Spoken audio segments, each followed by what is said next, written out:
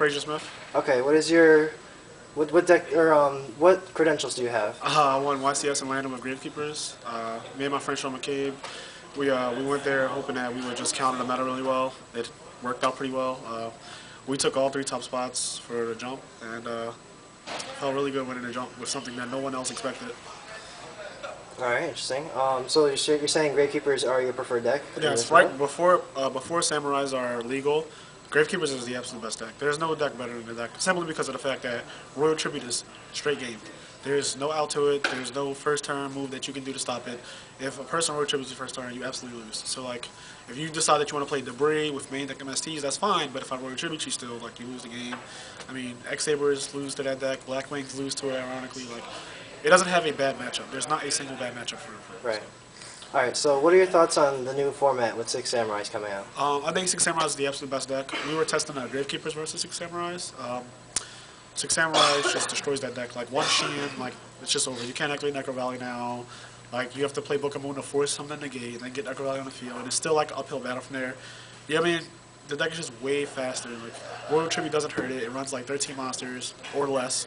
And on top of that, they have 4 reinforcements in the army. So, like, I don't know. It's just not a good look for Gravekeepers. I think Gravekeepers will die after this set is legal. So. All right. What are your predictions for the ban list? Ban list, I'm pretty sure Solid Warning is definitely getting hit to 1. Card is absolutely retarded. I think it's like, besides Solemn Judgment, it's the best trap card right now. It almost ends a person's turn. Like, you summon, like a warning, you end your turn. And then I don't think Pod Dual is getting hit. A lot of people think that Pod Dual is getting hit. I don't know why people think that. Like, Konami's not about, like, hurting decks. They want a lot of decks to exist. They like to have 8 different decks in a format. So, like, Pod Duali helps other decks to exist. Without that card, certain decks just would not be playable, aka Gravekeepers. And I think Samurais are not really going to get touched, but can't really predict that. Other than that, like, for the ban list, I really don't, like, maybe Dandelion will go back to 1, because that card's been on 2 for 2 formats now. I think they're finally going to be like, all right, we got to stop with the Debris stuff, or, like, either Debris gets hit. But I see in the future, like, Warning definitely getting touched. I think that's going to happen. All right. Out of all the pro players, all the top tier players, apparently, who do you consider that you've played, like, to be of the most difficult? The hardest pro player I've played would probably be, I guess we'll say Jerry Wang. Jerry Wang? He always just seems like he has whatever the worst possible scenario is. Right. Like, he has a very straight poker face, and in Yu-Gi-Oh that's very important. Never ever show your opponent any kind of emotion. If you draw a bad card, if you draw Titanium, do not shake your head. Do not say, oh, like, don't give out any kind of emotion. If you draw Titanium, just have a straight face, like you just drew the best card in your deck.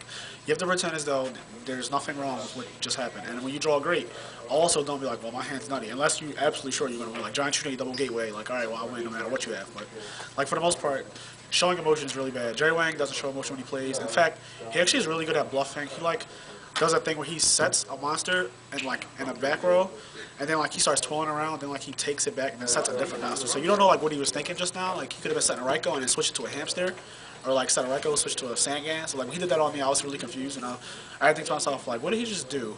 It's like, there's a reason why he did it. He wanted me to think a certain thing. You have to get your opponent to think certain things to win matches. Because you can't just win on a skill like, all right, well, I'm better than you. That doesn't work in Yu-Gi-Oh all the time. Like, sometimes it works, but for the most part, like, skill's only going to play so much of, especially coming up. Like, 6 Samurais, die rolls are just going to be, oh, I want a die roll, I win. So, but skill is very important in Yu-Gi-Oh. I'm not downing skill. I'm a very skilled player myself, but luck is definitely also a part of it. And reads.